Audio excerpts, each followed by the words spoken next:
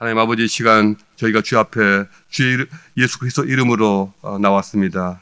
아버지, 주의 이름으로 기도하게 하시며 또 주의 이름으로 들려지는 하나님의 말씀을 듣고 받아 누리게 하여 주시옵소서. 말씀 묵상하며 또 기도하는 가운데 이것이 저희의 이 생명이 되게 하여 주시옵소서. 하나님 아버지, 간절히 기도하옵나니 저희 귀가 활짝 열려서 저희에게 임하시는 주의 말씀을 듣게 하여 주시옵소서. 세밀한 가운데 오시는 주의 말씀 듣게 하시며 또 저희를 책망하시는 말씀도 듣게 하여 주시옵소서. 아버지, 저희가 간절한 마음으로 주의 마음과 또 주의 뜻을 분별하며 나아가게 하여 주시옵소서. 이 시간 간구하오니 성령께서 저희와 함께 하여 주시옵소서. 예수 그리스도 이름으로 기도합니다. 아멘. 오늘 본문은 열왕기상 18장 16절부터 29절까지입니다.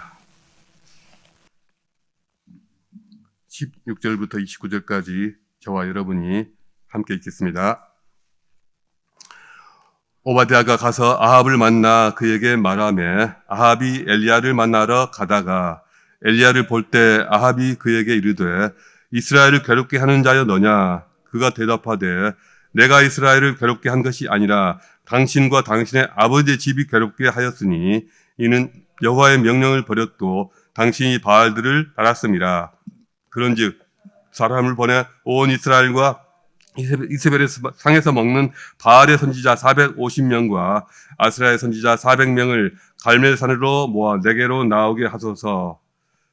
아합이 이에 이스라엘의 모든 자손에게 사람을 보내 선지자들을 갈멜산으로 모으니라. 엘리야가 모든 백성에게 가까이 나아가 이르되 너희가 어느 때까지 둘 사이에서 머뭇하려느냐? 여호와가 만일 하나님이면 그를 따르고 바알이 만일 하나님이면 그를 따를지니라 하니 백성이 말 한마디도 대답하지 아니하는지라. 엘리야가 백성에게 이르되 여호와의 선지자는 나만 홀로 남았으나 바알의 선지자는 450명이로다. 그런즉 송아지 둘을 우리에게 가져오게 하고 그들은 송아지 한 마리를 택하여 각을 떠서 나무 위에 놓고 불은 붙이지 말며 나도 송아지 한 마리를 잡아 나무 위에 놓고 불은 붙이지 않고 너희는 너희 신의 이름을 부르라. 나는 여호와의 이름을 부르리니 이에 불로 응답하는 신 그가 하나님이니라. 백성이 다 대답하되 그 말이 옳도다 하니라. 엘리야가 바알의 선지자들에게 이르되 너희는 많으니 먼저 송아지 한 마리를 택하여 잡고 너희 불의 신의 이름을 부르라. 그러나 불은 붙이지 말라. 그들이 받은 송아지를 가져다가 잡고 아침부터 낮까지 바알의 이름을 불러 이르되 바알이여 우리에게 응답하소서 하나 아무 소리도 없고 아무 응답하는 자도 없으므로 그들이 그 쌓은 제단 주위에서 뛰놀더라. 정오에 이르러서는 엘리야가 그들 조롱하여 이르되 큰 소리로 부르라. 그는 신인즉 묵상하고 있는지 혹은 그가 잠깐 나갔는지 혹은 그가 길을 행하는지 혹은 그가 잠이 들어서 깨워야 할 것인지 하매 이에 그들이 큰 소리로 부르고 그들의 규례를 따라 피가 흐르기까지 칼과 창으로 그들의 몸을 상하게 하더라. 이같이 하여 정오가 지났고 그들이 미친 듯이 떠들어 저녁 소재 드릴 때까지 이르렀으나 아무 소리도 없고 응답하는 자나 돌아보는 자가 아무도 없더라.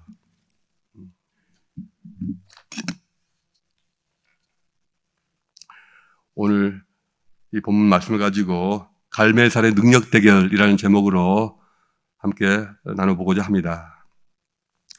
엘리야 선지자는 구약시대 수많은 선지자들 중에 하나가 아니었습니다.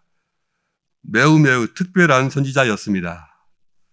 그는 우리가 생각했던 것처럼 실패해서 도망간 그런 선지자가 아니었습니다. 이스라엘 역사에 있어서 그는 우리가 생각하는 것 이상으로 굉장히 중요한 위치를 차지하고 있습니다.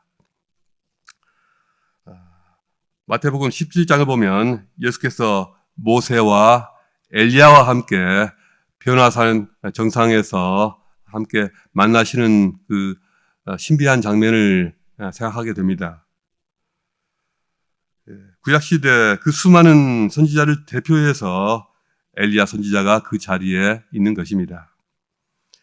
출애굽기와 열왕기서를 보면 자세히 우리가 살펴보면요, 모세와 엘리야 선지자 사이에는 굉장히 닮은 점이 많이 있는 것을 우리가 알 수 있습니다. 모세가 자기 백성들의 원수였던 애굽의 궁정에서 몸을 의탁해서 성장했던 것처럼 엘리야도 그 대적 이세벨의 본거지에서 3년 가까이 몸을 의탁하며 살았던 적이 있습니다. 엘리야 선지자가 갈멜산에서 아합 왕을 앞에 두고 바알 선지자 450명과 대결하는 모습은 하나님의 사람 모세가 애굽의 파라오 앞에서 술객들과 대결하는 장면과 흡사합니다. 모세가 10가지 재앙을 거쳐 애굽의 모든 장자들을 죽게 한 것처럼 엘리야 선지자도 하늘로부터 불이 내려와서 제단을 불사르고 바알의 선지자 450명을 죽였습니다. 엘리야가 그릿 시냇가에서 머물면서 아침 저녁으로 까마귀들이 공급해주는 빵과 고기로 연명했던 것처럼 모세와 이스라엘 백성은 광야에서 만나와 메추라기를 하나님께로부터 공급받았습니다. 모세가 호렙산에서 40일 동안 금식하며 하나님과 대면하고 또 십계명을 받은 것처럼 엘리야도 호렙까지 40일 동안 금식하면서 그곳까지 와서 호렙까지 와서 하나님의 세미한 음성을 듣고 또 자신이 해야 할 사명을 받았습니다. 영국의 로울리라고 하는 신학자는 말하기를 모세 없이 이스라엘의 여호와 종교가 태어나지 못한 것처럼 엘리야 없이 그 여호와 종교는 다 소멸되고 말았을 것이다 라고 하였습니다. 엘리야는 갈멜산에서의 승리를 통하여 이스라엘의 이 새로운 종교 질서를 세웠으며 또 종교적 위기로부터 이 여호와 신앙을 구출해내었습니다. 이스라엘의 신앙이 풍전등화처럼 다 꺼져가고 사그라져 가던 그런 그때에 이 등잔에 기름을 더 붓고 심지를 돋아서 불꽃을 다시 일으킨 이가 바로 엘리야 선지자였습니다. 비록 이스라엘로부터 모든 우상과 바알 신앙을 다 없애는 데까지는 하지 못하였으나 그럼에도 불구하고 이 바알 신앙에 큰 타격을 가했습니다. 여호와 신앙이 회복되고 그 명맥을 유지하게 하는데 결정적인 기여를 했다는 것입니다. 그러나 모세가 자신의 사명이 최종적으로 완수되는 것을 여호수아라고 하는 이 후계자에게 넘겼던 것처럼 엘리야 선지자 역시 하나님이 주신 그 최종적인 사명을 후계자였던 엘리사에게 다 위임하였습니다. 모세와 엘리자가 한 일은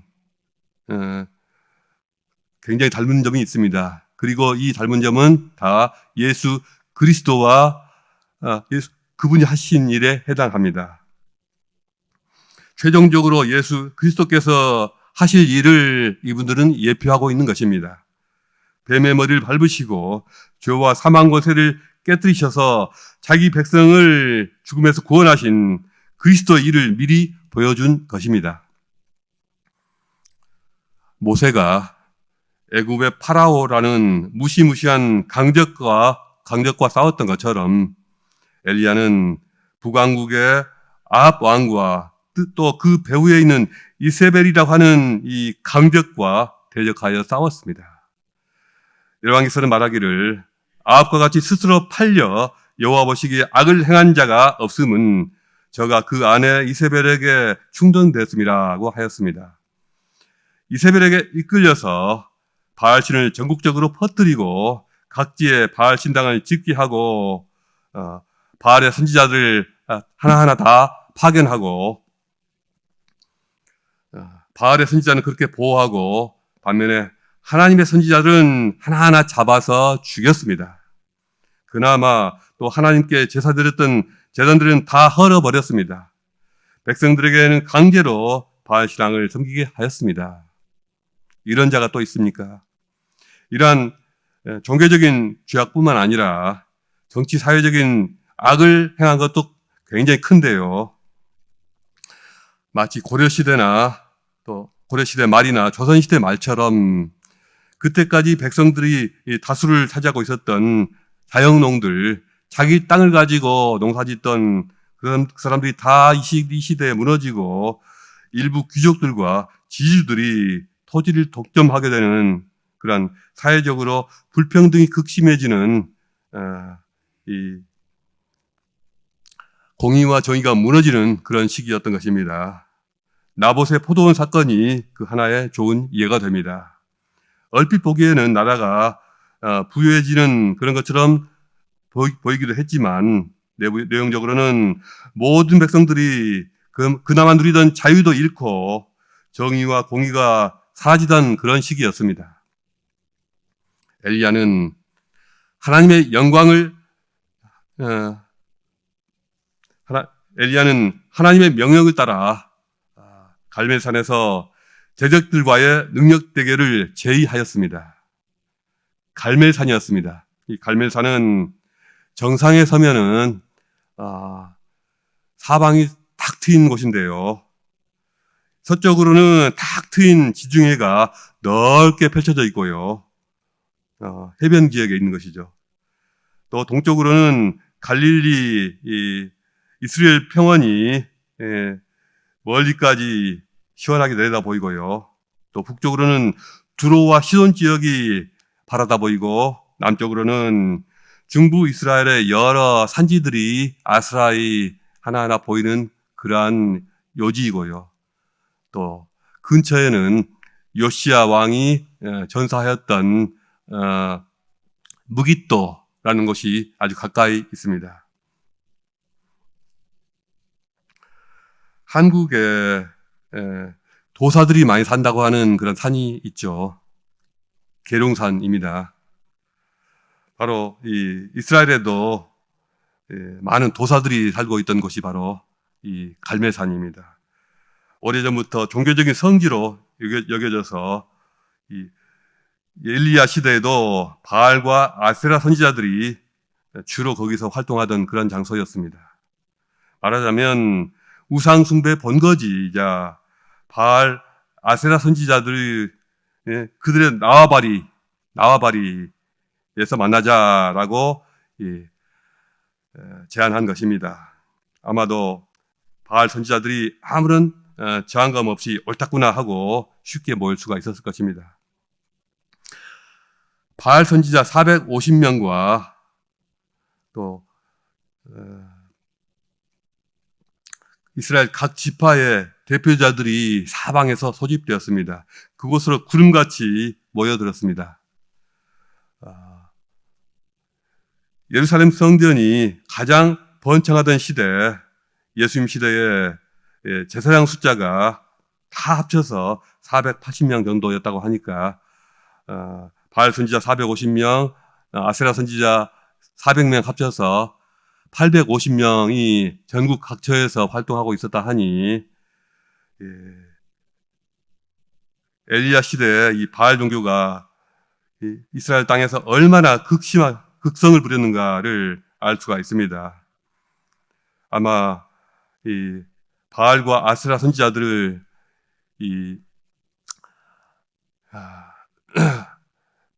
왕이 아마 레위 지파들을 보낸 것처럼 각 곳에 하나하나 다 파견을 해서 제사장들과 레위인들이 하던 그 역할을 이 사람들이 다 장악했던 것 같습니다. 엘리야 선지자는 그들에게 이 이스라엘 백성들에게 이스라엘의 대표자들에게 호통을 칩니다. 너희가 어느 때까지 두 사이에서 머뭇머뭇하렸느냐? 여호와가 만일 하나님이면 그를 쫓고 바알이 만일 하나님이면 그를 쫓을지니라 하니 백성이 한 말도 대답지 아니하는지라 하였습니다. 일찍이 가나안 땅에 입성하던 시기에 하나님과 다른 신 중에 과연 누구를 섬길 것인가 결정하라고 여호수아가 소리쳤을 때 그 시대 백성들은 즉각 다른 신을 섬기다니 말이 됩니까? 오직 여호와가 우리 하나님이십니다 하고 한 목소리로 응답하였습니다. 그러나 아합 시대의 백성들은 묵묵부답이었습니다. 어느 누구도 대답이 없었습니다. 그들은 아직껏 하나님과 바알을 겸하여 섬기려는 그러한 어정쩡한 상태에 있었던 것 같습니다. 당시 이스라엘은 여호와 신앙과 바알 신앙을 혼합하려는 그러한 세력과 또 반대로 순수한 여호와 신앙을 갖는 사람들로 나누어져서 섞여져 있었던 것 같습니다. 그 두 신앙은 결코 양립할 수가 없었던 그런 세력이었습니다. 그럼에도 불구하고 대다수 백성들은 왕실의 강압적인 우상숭배 정책에 눌린 나머지 조상 대대로 이어져 왔던 전통적인 여호와 신앙을 고수하지도 못하고 그렇다고 해서 그것을 내팽개치도 못하는 어정쩡한 상태로 있었습니다. 하나님은 이것도 아니고 저것도 아니고 뜨뜻미지근한 그런 것을 싫어하십니다. 계시록 3장 15절에서 네가 차든지 더웁든지 하기를 원하노라. 네가 이같이 미지근하여 더웁지도 아니하고 차지도 아니하니 내 입에서 너를 토하여 내치리라 하신 분이 주님이십니다.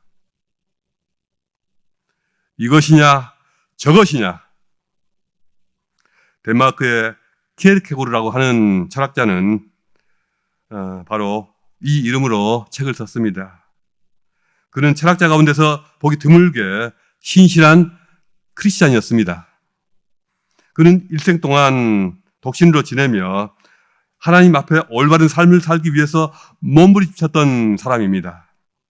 키에르케고르가 생각하기에 기독교 신앙이란 그리스도와의 참다운 관계를 맺는 것이었고 오직 주님 한 분만으로 만족하면서 삶 속에서 모든 것을 다 던지고 모든 고난과 희생을 기꺼이 감당하는 것이었습니다. 모든 인간은 단독자로서 이것이냐 저것이냐 하는 양자택일의 선택 앞에 직면합니다.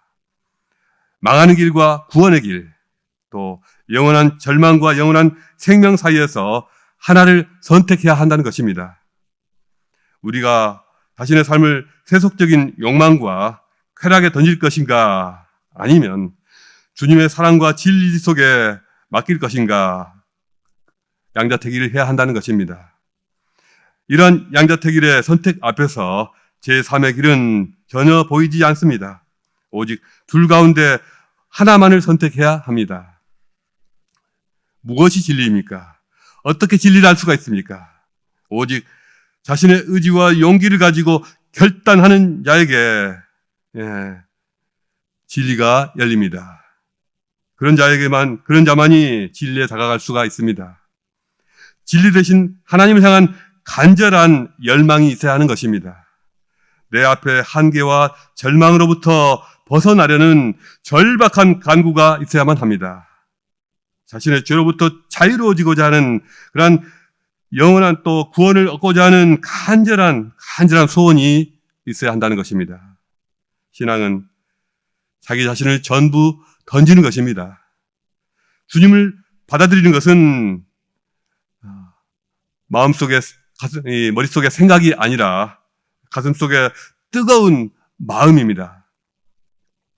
키에르케고르가 죽기 전에 자신의 묘비명에 새겨달라고 이러한 식구를 남겼다고 합니다.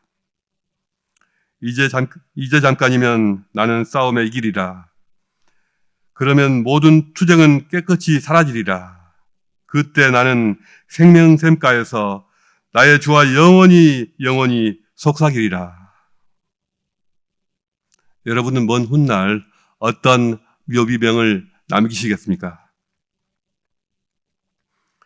엘리야는 바알의 신들에게 바알의 이 선지자들에게 말합니다.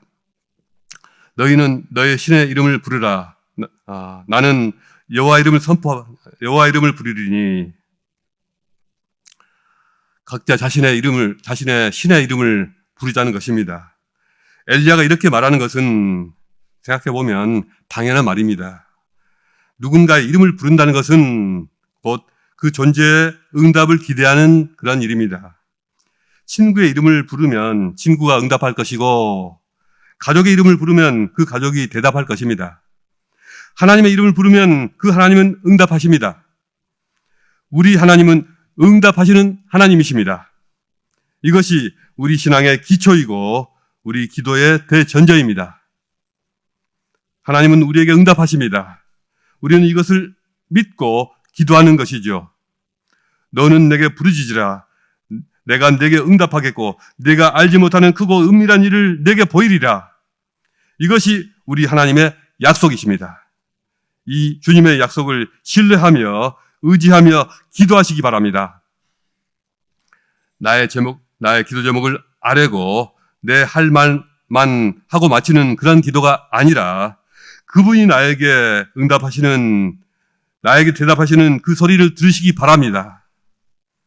아뢰는 기도만 하고 일어나지 마시고 더 차분하게 기다리시면서 주님의 음성을 들으시기 바랍니다. 주님께서 말씀하십니다. 이것이 엘리야가 경험해왔고 또 믿고 있는 여호와 신앙입니다. 진짜로 존재하는 분이시라면 응답하실 것입니다. 그러나 가짜 신이라면 결코 응답하는 일이 없을 것입니다. 이에 불로응답하는 신 그가 하나님이니라 엘리야가 말하니 백성들이 다 대답하되 그 말이 옳도다. 진실로 그 말이 옳도다 하였습니다. 이스라엘의 대표자들은 당신들이 누구를 섬길 것인가를 결정하라 하는 그 말에는 대답도 못하고 한마디도 못하는 사람들이었지만 싸움을 구경하고 또 이러쿵저러쿵 참견하며 심판관 노릇은 하겠다는 마음인가 봅니다. 고대 근동 지방에서는 모든 제사는 다 재물을 불로 사르는 식으로 이루어집니다. 특히 바알신은 자연력을 지배하는 신이자 태양과 번개의 신이었습니다. 그러므로 불로 응답하는 일은 바알신의 전문 분야인 셈입니다. 바알신 하면은 아폴론 신 생각하면 됩니다. 비슷한 것 같습니다. 우리는 이 같은 능력 대결을 성경에서 자주 볼 수 있습니다. 모세는 애굽의 술객들과 대면하였습니다. 10가지 재앙으로 그들에게 혼쭐을 냈습니다. 모세는 전능하신 하나님의 능력을 그 재앙들 통해서 나타내었습니다. 사도 바울이 구브로 지역에서 복음을 전할 때도 거짓 선지자 엘루마가 여러 가지로 방해하였습니다. 그러자 바울은 성령이 충만하여 그를 꾸짖었습니다. 그로 인해서 이 거짓 선지자는 한참 동안 앞을 보지 못하게 되었습니다. 이를 보고 구브로의 총독 서기의 바울이 세르기오 파울루스 그가 예수 그리스도를 믿게 되었다고 합니다. 오늘날도 선교지에서 이러한 능력 대결이 종종 벌어집니다. 치열한 선교 현장에서 하나님은 당신의 이름을 나타내시기 위하여 능력으로 일하시는 것입니다. 지금도 세상에 많은 사람들이 여러 신들과 영들을 숭배하면서 그들을 또한 한편으로 두려워합니다. 해로움을 당하지 않기 위해서 신들에게 제사하고 달래는 것입니다. 스리랑카에서는 버스 운전사들이 산골 마을들을 통과할 때 마을 입구에서 버스에서 내려서 마을의 신을 위해 세워진 제단에 돈을 바치고 무사히 통과하게 해달라고 빈다고 합니다. 사탄은 사람들에게 두려움을 심어줍니다. 신들을 숭배하지 않는 사람들이 할지라도 환경에 눌리고 이러한 영에 눌리고 또 미래에 대해서 두려운 마음을 가져서 점을 치곤 합니다. 그러나 하나님께서 우리에게 주신 것은 두려워하는 마음이 아니요 오직 능력과 사랑과 근신하는 마음이라고 말씀합니다. 아합 왕도 그렇고 이스라엘 백성들도 엘리야가 그 지긋지긋한 그 끔찍한 가뭄을 몰고 온 원흉이라고 믿었습니다. 그러나 엘리야는 이스라엘 백성을 죽이기 위해서 온 것이 아니라 그들을 살리기 위해서 왔습니다. 엘리야는 사르밧 과부도 살게 했고 다 죽어가던 그의 자식도 살려냈습니다. 그는 살리기 위해 온 하나님의 종입니다. 바알의 선지자들은 제사식을 행하며 자신의 몸을 자해하는 행위를 합니다. 사탄은 인간의 몸을 상하게 하거나 해치는 것을 매우 좋아합니다. 하나님의 형상대로 창조된 인간을 상하게 하는 것도 망가뜨리는 것이 악한 영의 일입니다. 주님은 말씀하시기를 도적이 오는 것은 도적질하고 죽이고 멸망시키려는 것뿐이요 내가 온 것은 영으로 생명을 얻게 하고 더 풍성히 얻게 하는 것이라고 하였습니다. 그리스도인들은 주님의 이름을 부르면 됩니다. 우리는 주님께 우리 중심을 내어드리고 우리 영혼을 맡기고 우리의 안에 주님의 영을 모셔드려야 합니다. 내 안에 성령이 채워져야 합니다. 우리 모두가 능력과 사랑과 절제 영으로 채워져야 합니다. 주님의 이름을 힘있게 부르며 내게 오시는 성령을 기쁘게 맞아들이며 그 능력으로 말미암아 승리하는 삶을 살아야 합니다. 그리고 거짓 신들의 이름을 부르며 거짓 영들을 잡혀서 두려움 속에 포로가 된 사람들, 그 사람들에게 자유와 평강의 복음을 전해야 합니다. 그 영들을 내쫓는 기도를 해야 합니다. 주님께서 약속하신 권능이 저와 여러분에게 늘 함께 하시기를 축복합니다. 오늘 말씀 묵상하시면서 자유롭게 기도하시다가 돌아가시겠습니다. 유튜브를 시청하시는 분들도 바로 일어서지 마시고 시간을 내어 주님 앞에 기도하시며 묵상하시며 기도하시기를 부탁드립니다.